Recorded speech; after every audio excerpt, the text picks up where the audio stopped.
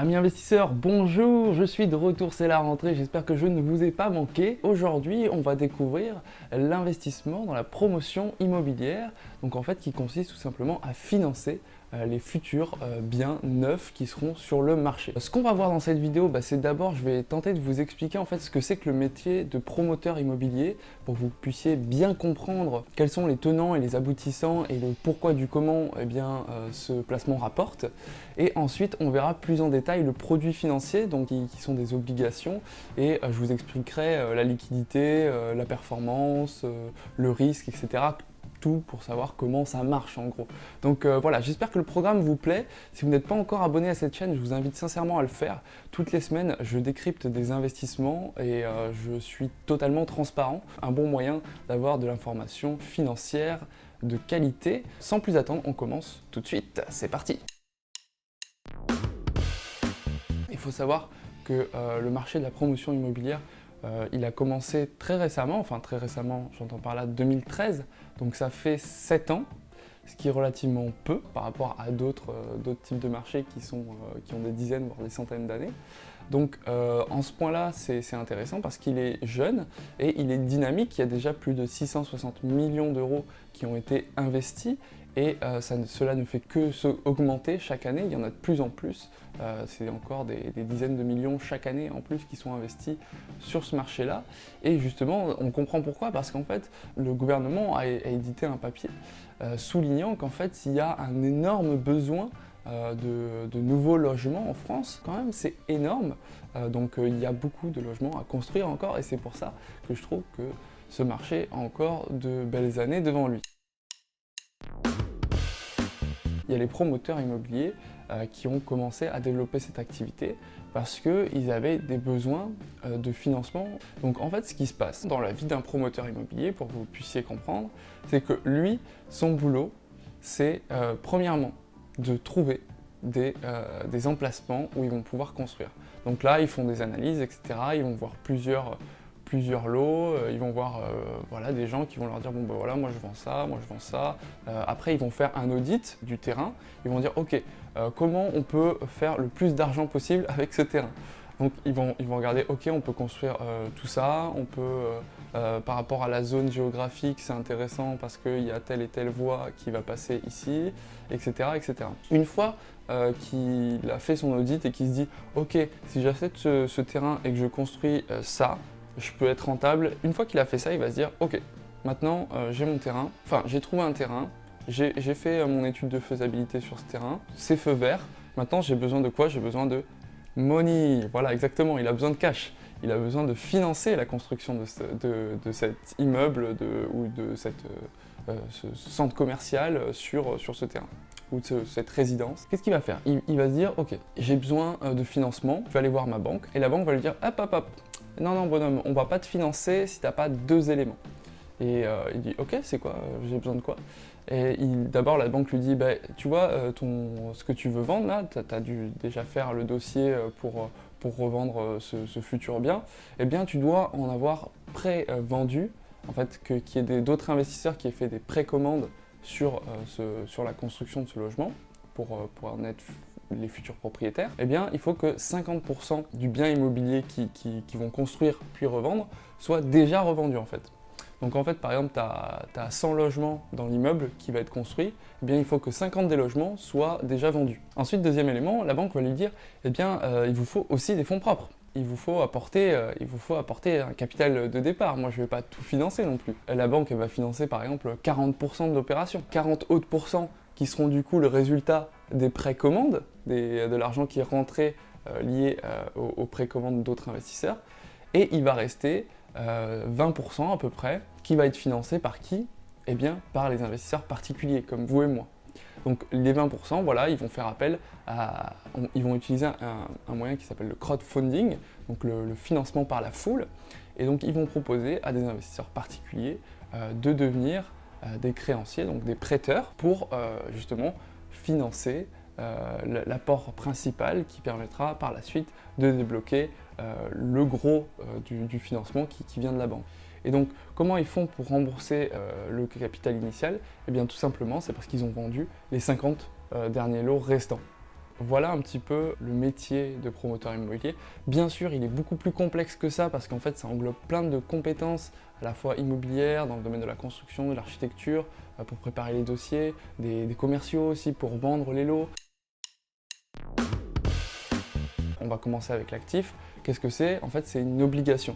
Une obligation, c'est quoi? C'est un titre de créance. Donc ça veut dire que tu as quelqu'un qui va avoir besoin de financement et qui va aller voir une ou plusieurs autres personnes pour justement répondre à ce besoin de financement. Ce qui va se passer, c'est que pendant qu'ils sont en train de construire, eh bien, les créanciers, nous et la banque, eh bien, on va être remboursé du taux d'intérêt. Et donc l'entreprise, le promoteur immobilier, s'est engagé à vous rembourser votre argent que vous lui avez prêté pour construire. Et donc là, ce qui va se passer, c'est que tous les ans, vous allez recevoir un virement avec votre 10%. En moyenne, c'est 10%, mais on verra les performances plus en détail après. Et donc, vous allez recevoir, première année, première année, il ne se passe rien vu que c'est en finalisation des contrats, du financement, etc. Deuxième année, là, tu vas avoir ton premier remboursement. Et troisième année, tu vas avoir ton deuxième remboursement. Et à la fin, tu auras ton capital initial. De manière générale, ça va durer entre 2 et 3 ans. Donc 2 ou 3 ans, c'est quand même un investissement à court terme. Et ça, c'est vraiment intéressant parce que sur 2 ou 3 ans, tu vas pouvoir, et on va parler de la performance tant qu'on y est, tu vas pouvoir, en moyenne, c'est entre 7 et 12%, en fonction du risque associé au projet, de l'ampleur de la construction, etc. Donc t'imagines, tu prêtes 1000 euros, on va partir d'un chiffre rond, et parce que en fait, c'est le capital de départ minimum pour financer ce type d'opération, donc 1000 euros, un capital assez accessible. Première année, les choses vont se finaliser, etc. Tu vas rien toucher. Deuxième année, tu vas toucher ton premier taux d'intérêt et tu vas avoir du coup 10%, admettons on prend 10% dans cet exemple, comme ça facilite la comptabilité. Donc tu prends 10%, tu vas recevoir 100 euros. Deuxième année, tu vas re-recevoir 100 euros et du coup à la fin de la deuxième année, eh bien, tu recevras ton capital initial de 1000 euros. Donc, ce qui fait qu'en 3 ans, cette opération t'aura rapporté 200 euros, si jamais elle fonctionne. Et maintenant, on va parler du risque, justement.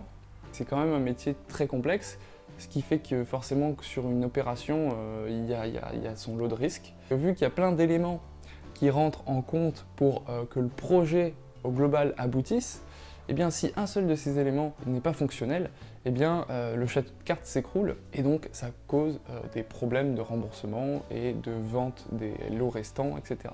Donc par exemple, un problème, c'est un problème comme on a connu avec le coronavirus, où les chantiers sont arrêtés et du coup on a des retards. On a des retards, et qui dit des retards, dit pas forcément perte totale du capital, mais dit retard de remboursement. Le risque, il faut l'associer à en fait qui est le promoteur derrière. Je pense que c'est la partie la plus importante, c'est qui est le promoteur derrière. Si c'est quelqu'un qui a de l'expérience, qui sait s'entourer de bons partenaires pour la construction, pour l'architecture, pour les travaux au sol, pour la vente des lots, etc. À ce moment-là, je pense qu'il n'y a pas trop de risques au final. Parce que quand quelqu'un gère bien son métier et qu'il a réussi au fil des années, c'est pour ça que généralement je recommande d'investir avec des promoteurs qui ont plus de 5 ans d'expérience.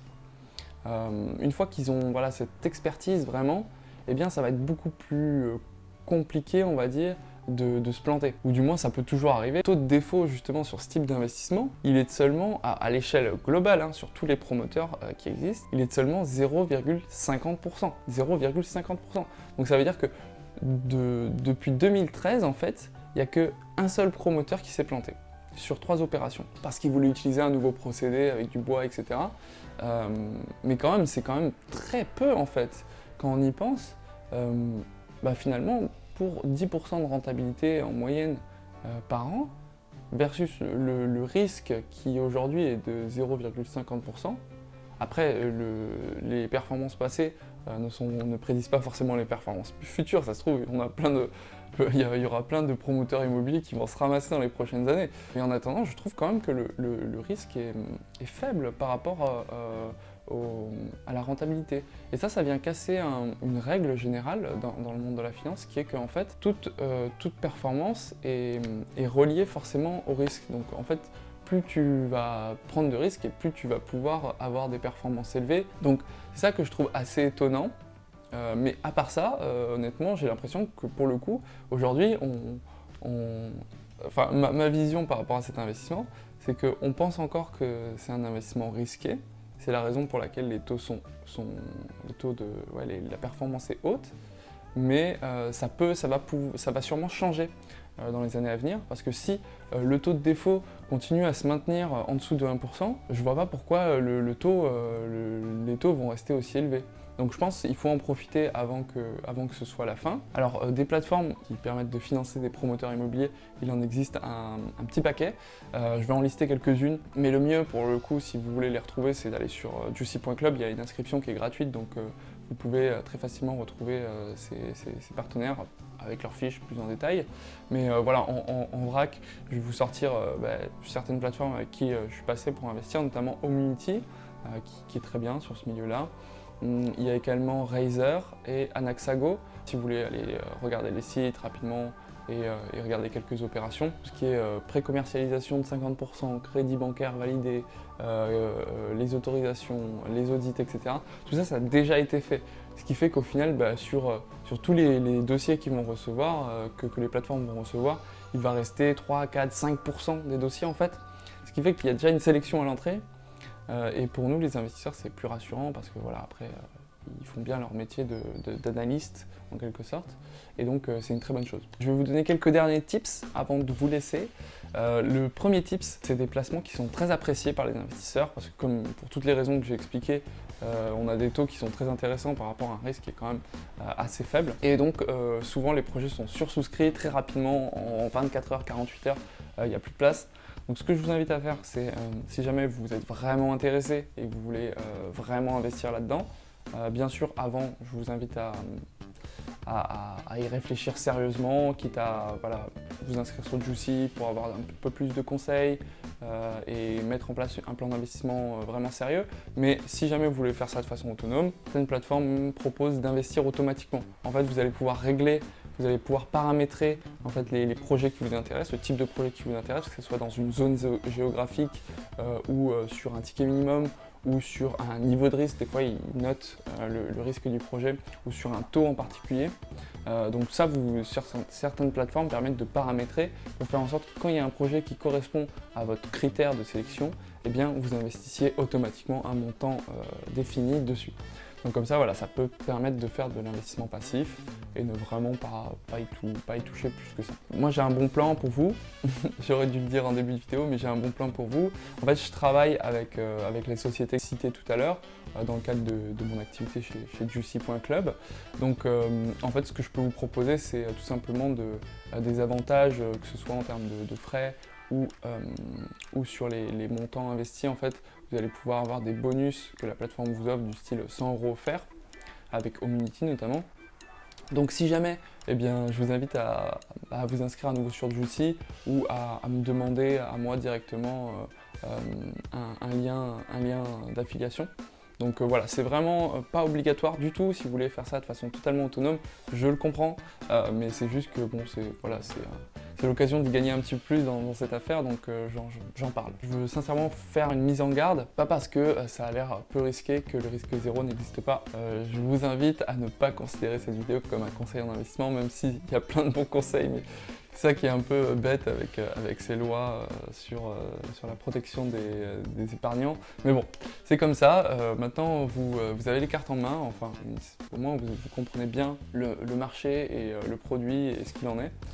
Maintenant, pour la suite, je vous invite soit à me rejoindre dans le club, soit tout simplement à faire vos recherches aussi de votre côté et à approfondir encore plus ce sujet pour encore développer davantage de compétences.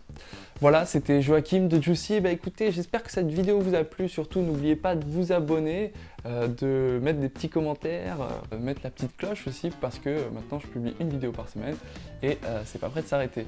Donc voilà, c'était Joachim. Je vous souhaite une excellente journée, une excellente soirée. On ne sait jamais sur Internet.